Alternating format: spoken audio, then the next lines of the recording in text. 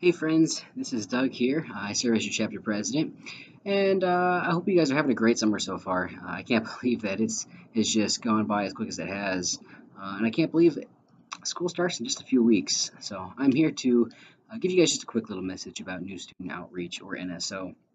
To start off with, I just want to give a quick recap of their vision statement for NSO and explain a little bit on why it's important.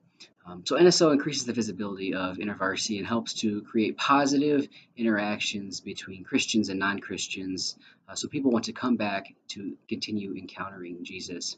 And this is just an important time for us to really get our name out there and provide students an opportunity for them to be able to get to know Jesus and build their relationship with Him.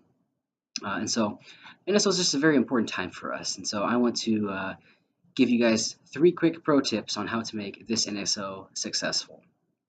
So pro tip number 1, start thinking of some ideas of things that you want to do with the people that you meet now. This can really look like anything. It can be a game night, a movie night, going to the beach, going out to dinner. Doesn't really matter, but start thinking of ideas now. The more you start thinking now, the easier it'll be to come up with ideas later. And the easier it'll be to put your ideas that you come up with into action later. So start that process now. Start thinking of different ideas that you can do with the people that you meet. Yeah. Pro tip number 2, find an NSO buddy. The great part about our community is that we are not in things all by ourselves. We're not in this alone. This is going to be a team effort. So find someone who you can team up with and serve alongside when it comes to doing just different NSO things. Um, so, like for example, finding someone who will want to have a game night with you, finding someone who will want to go around and do follow-ups with.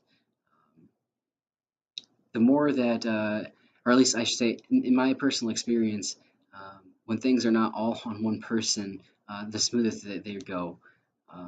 The process is a lot smoother. Things are a little bit more relaxing to do personally. At least I should speak for myself personally, when it's not all on one person. The third pro tip that I have, and probably the most important one I can share, is to pray about NSO.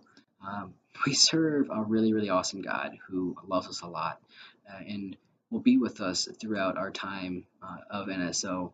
So why wouldn't we go and pray with him? To pray to him.